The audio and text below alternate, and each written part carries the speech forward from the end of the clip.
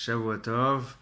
J'ai mis un peu de temps à reprendre les Mishnayot. J'ai une semaine super un peu chargée, mais on va pas laisser tomber le programme. Je voulais juste revenir à faire une vidéo intro sur la Masechet. Beaucoup m'ont demandé, m'ont dit que je suis rentré trop dans le vif du sujet. C'est totalement vrai.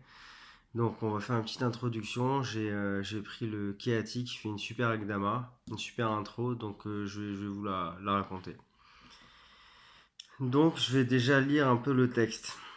Donc, Vaïdaber Hachem El Moshe Bar Sinaï il est mort. Donc, Hachem il dit à Moshe au mont Sinaï en disant Daber al Béni Israël, parle aux enfants d'Israël, va Martha Alehem, tu leur diras Kitavou El Haaretz, lorsque vous viendrez dans la terre, Asher Ani Noten Lachem, que je suis en train de vous donner, Veshavta Haaretz, la terre va se reposer, Shabbat Lachem, un repos pour Hachem. Shesh Shanim Tizra Sadecha, 6 ans tu vas semer ta terre. Veshesh Shanim Tizmor Karmecha, 6 ans tu vas, Tizmor, donc c'est arranger les branches des vignes, donc s'occuper des vignes.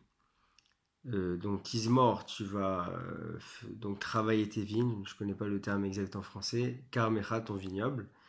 Veasafta et Tevuata, et tu vas récolter la récolte. Ou Bashana Hashevit, mais la 7e année, Shabbat Shabbaton Yeh Laaretz, ce sera un repos pour la terre. Shabbat Lachem, un repos pour Hachem. Sadecha Lotizra, ton champ tu ne sèmeras pas. Donc premièrement, faut pas semer. Karmecha Lotizmor, ta vigne, faut pas la travailler. Donc on a déjà appris le Issour de Horaïta de semer et celui de travailler la vigne. Et Sefiar Ketiecha. Sefiar, c'est les petites pousses de la récolte. Donc quand on sème, il y a un moment donné où ça prend le terme de petites pousses de Sefiar. C'est quelques centimètres. L'otiktsor, faudra pas les récolter. Vet ineve nezirecha. Et les petits raisins, l'otivtsor, faudra pas non plus les récolter. Shenat Shabbaton yelaret. Ce sera une année de repos pour la terre. Ve'ayeta Shabbat haaretz lachem. Ce sera un repos pour la terre. Lachem, pour vous. L'orla, pour manger. Lecha, pour toi. Ulavdecha, pour ton serviteur. Lamatecha, ta servante. Velisricha, Toshavi, Magarim, pour tes employés, pour ceux qui habitent avec toi. Velivamtecha, pour la bête, Velachaya, pour la bête sauvage, Asher Bertsecha, qui est dans ton pays, Tiekol Tevuata, Lechol, donc ils pourront manger.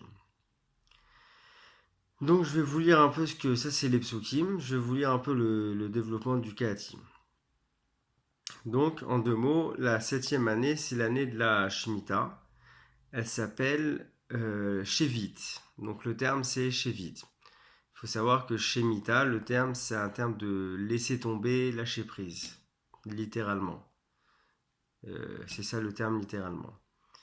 Et donc, dans la Mishnah, cette année de Shemitah, on l'appelle tout simplement la 7e. C'est le terme qu'on appelle la 7e, la Shevit, vu que c'est la 7e année qu'on laisse tomber le travail de la terre. Et donc, c'est le nom de notre Masechet Shevit. Donc maintenant, il y a 3 choses qu'on a été ordonnées là-dessus. Laisser faire le repos de la terre. Donc ça va s'appeler en hébreu Shvitat Karka. Après, il y a Kedushat Perot, la sainteté des fruits. Bon, j'aime pas trop le terme sainteté. En général, Kedusha, c'est quelque chose qu'on va mettre à part. Mais voilà, c'est quelque chose qu'on met à part pour faire des règles qu'Hachem nous a ordonnées. Donc on met de côté en fait, ce qui est tout le vrai terme de Gdusha. Donc en tous les cas, c'est exactement le terme de Gdusha Shvi'it. Ce sera à part certains fruits les fruits de la Shemitah auront certains dinim, certaines règles prescrites. Ok. Et ensuite,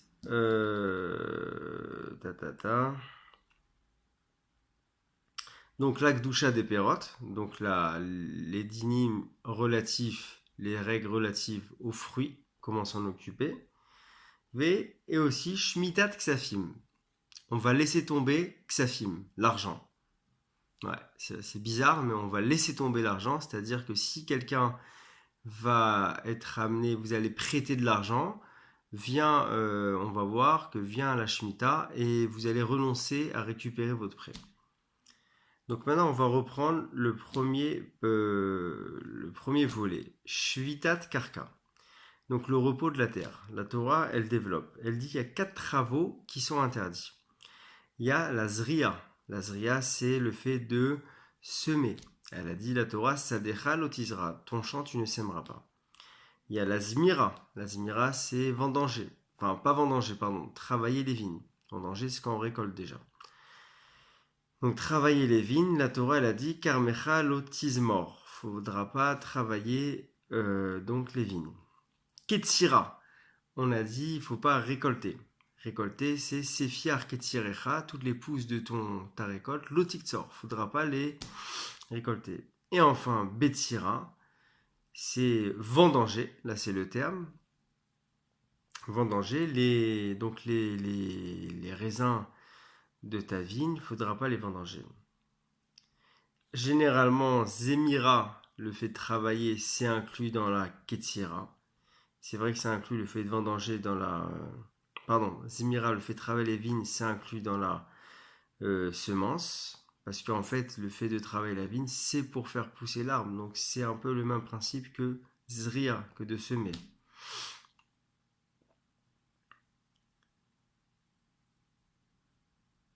Et également, Betsira, le fait de récolter, de vendanger, c'est inclus, c'est censé être inclus dans la Ketira, dans le fait de la récolte. Alors pourquoi le Passouk les a développés? On a fait de 4 au lieu de 2. Pourquoi le Passouk il en a mis 4? Alors dit le Kati, Mikan Nemedim, de là on apprend que en fait au niveau Torah, il n'y a que ces 4 interdits. Zria, Ktira dans le champ, Zmira, Betira dans les arbres. Donc en fait, c'est pour nous dire qu'au niveau de la Torah, il n'y a que ces 4 choses, tout simplement. Maintenant, il y a également autre chose. Il y a la harisha, il y a le fait de labourer.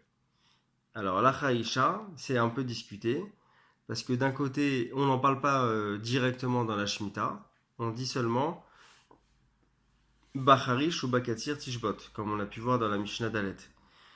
Dans le fait de labourer et le fait de moissonner, on peut pas, il faut s'en abstenir, il faut s'en reposer. Donc ça été dit au niveau de Shabbat, des Ilchot Shabbat. Il y en a qui veulent dire que ça c'est directement a priori inclus euh, pour en parler, on en parle, ça a été dit d'un Shabbat, mais c'est fait pour être relatif à la Shemitah, donc à cette période de la 7e année, aussi d'interdire de labourer la terre.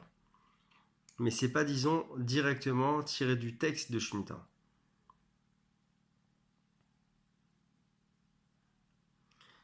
Maintenant, les autres travaux de la terre, tout ce qui est pour arranger la terre, tout ce qui est pour arranger la terre, ou tous les travaux pour arranger l'arbre, c'est assour, mais c'est un issour qui est seulement des rabbinique. Maintenant, on passe à un autre volet. Alachal et Moshe Misinaï. Donc, il y a des choses qu'on apprend, des psukim, par toutes sortes de façons d'apprendre, Xerashava, Kesh, tout ça. Et il y a des choses qu'on apprend, c'est à Moshe qui a pris ça au Mont Sinaï. Alachal et Moshe Misinaï. Donc, une Alachal et Moshe Misinaï et le issour de Tosefet Shvit, ou la mitzvah de rajouter un peu de temps à Shvit. De la même manière que pour Shabbat, il faut rajouter un peu de temps à l'entrée et à la sortie, pour la Shemitah, il faudra rajouter un peu de temps. Ça, c'est une halakha Moshe Mishnah, donc c'est un pouvoir d'Eoraita. Et donc, a priori, ça commence 30 jours avant Rosh Hashanah. Donc, c'est le Issour, l'interdit de Tosefet Shvit, du rajout de la Shvit. Maintenant, attention, ça parle uniquement quand le Bet HaMikdash, il est Kayam. Donc, lorsque le temple, il est là, il y a cette règle-là. Maintenant,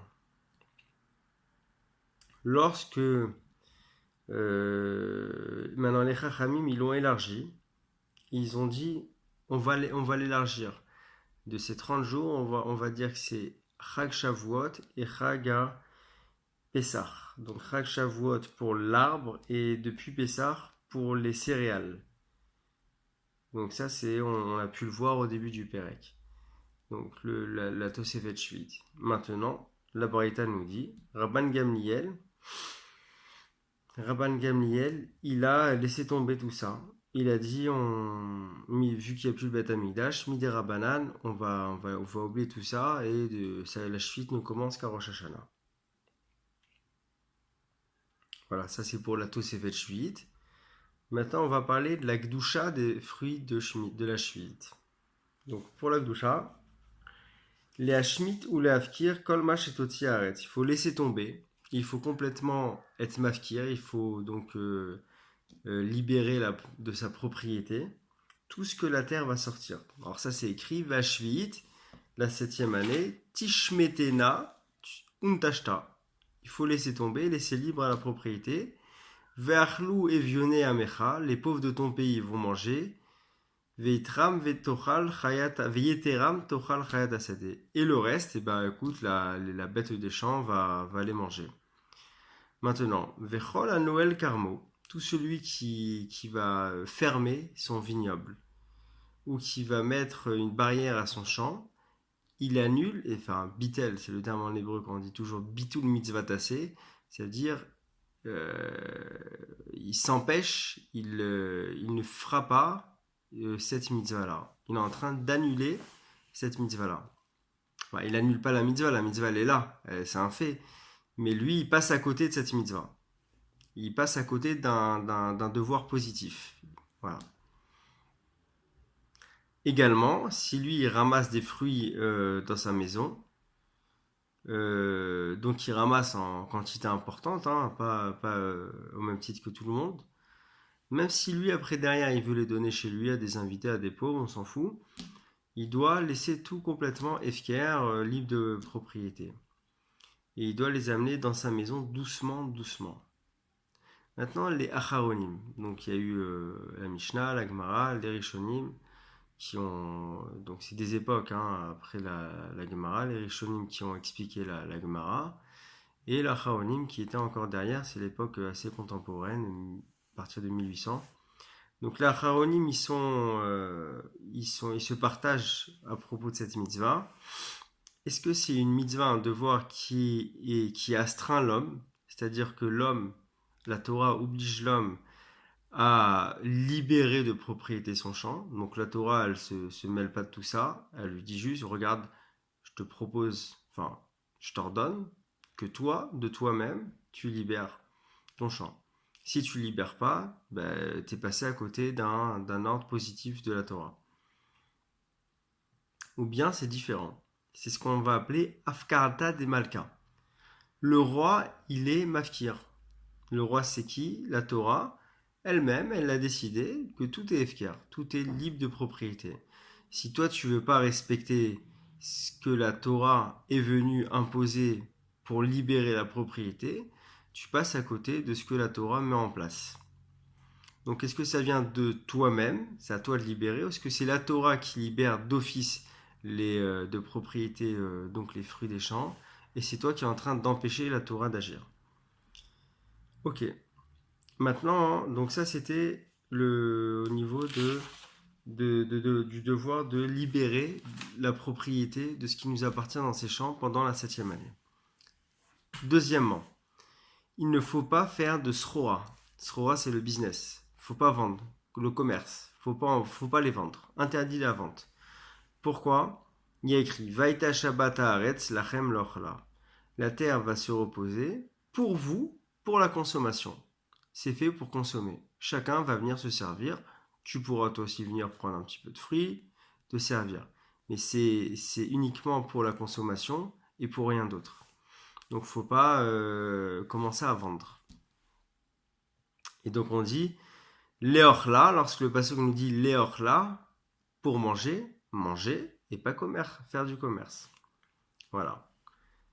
Troisièmement, faut pas perdre les pérotes de la chouïte. Faut pas les perdre, pas les jeter à la poubelle. Chez Nehemar, comme il est dit, va être le même pasouk, Ve'aita Shabbat Aretz Lachem Lorla, la terre va se reposer pour manger. Et les Chachamim, ils ont dit, l'orla, faut manger, mais faut pas les perdre.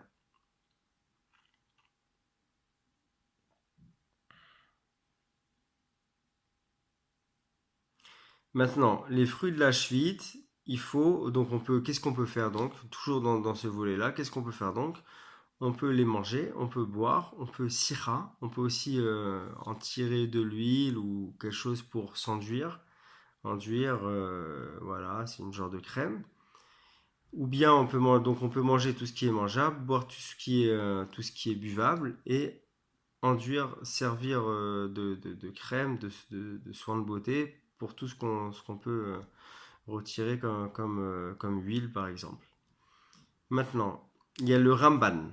Alors le Ramban, lui, il dit que le pasouk Ve'aita Shabbat Haaretz Lachem Leorla, que la terre, elle doit se reposer pour manger, c'est carrément une mitzvah, c'est un devoir positif de manger les fruits de la chevite. C'est-à-dire, tu viens, tu manges les fruits de la chevite, bravo, t'as fait une mitzvah.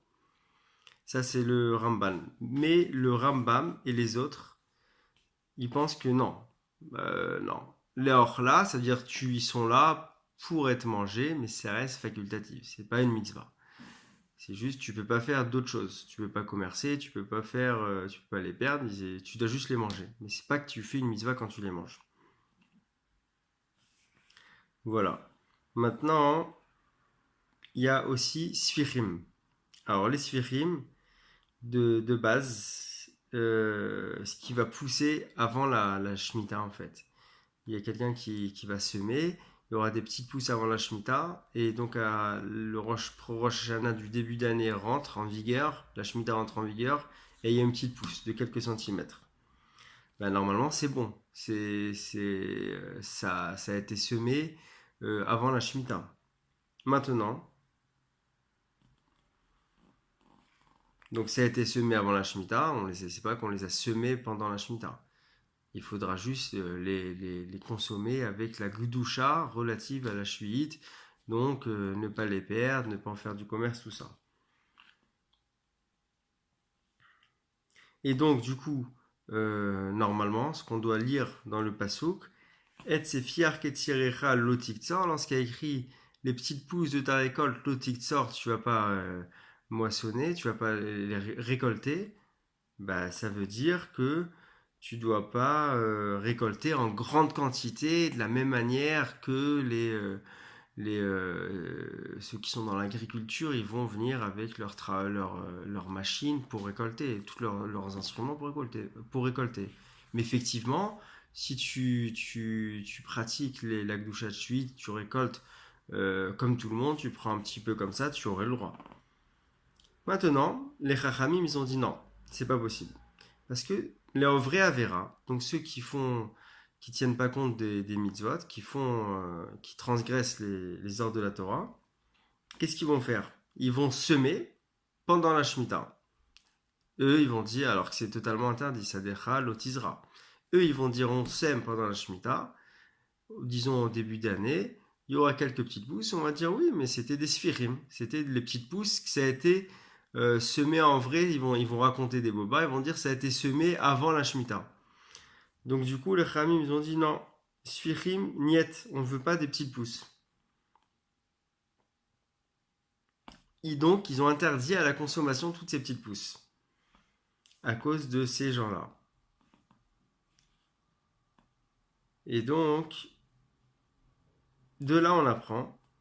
Il dit le Kaddish, et la perot ailan. On ne peut pas manger des fruits de la chuite, seulement les fruits de l'arbre, qui grandissent d'eux-mêmes, shana shana, et qui n'ont pas sphirim. Ainsi que les plantes que les gens n'ont pas l'habitude de semer. Mais en fait, ils ont interdit à cause de sphirim tout ce qu'on sème. Donc à cause que ceux qui respectent les vrais Avera, ils vont dire ouais, c'est Sfiar, c'était semé juste avant la Shemitah. Donc du coup, c'est pas bon. Donc du coup, ce qu'on peut manger réellement, c'est uniquement ce qui n'est pas des petites pousses. Donc des plantes qui poussent pas, que les gens n'ont pas l'habitude de semer, ou bien des fruits de l'arbre, on pourra manger. Tout le reste, c'est Midera banane interdit, à cause du Issur Sfirim. Quatrièmement, on ne peut pas manger des fruits de Shvit uniquement lorsqu'ils sont encore dans le champ. C'est-à-dire, il y a le champ. Moi, je vais ramener du champ un petit peu dans ma maison. Très bien, ça j'ai le droit. Mais à un moment donné, il n'y en a plus dans le champ. Ça s'appelle Kala min ache echad minasade. Il y a une espèce qui n'est plus dans le champ. À ce moment-là, il y a ce qui va s'appeler le chiyuv, le devoir de biour. Un peu comme biour hametz. Il faut exterminer le hametz. Et bien là, c'est pareil. Quand il y a une espèce qui n'est plus dans une sorte de céréales ou de fruits qui n'est plus dans le champ, il faut faire le biour. Il faudra complètement sortir tout ce qu'on a à la maison et le mettre dehors. Comme c'est écrit, Velivem techa velachaya asher batsecha tiet kol tevuata lechol. Pour la bête et pour la bête sauvage qui est dans ta terre, toute la tevoua, elle pourra manger donc toute la récolte. Et donc les chachamim, ils ont été doresh. Tant que chaya shebasade, tant que la bête, elle mange ce qui est dans ton champ, pardon, j'ai mal traduit. Tant que la bête sauvage mange ce qui est dans ton champ, la bête, l'animal domestique qui est chez toi à la maison, pourra manger à la maison. Ça veut dire que tant qu'il y en a dans le champ, il y en aura dans la maison. Tu peux garder un peu chez toi.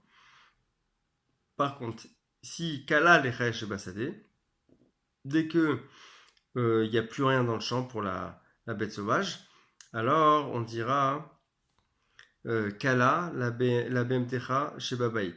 Là, Calé.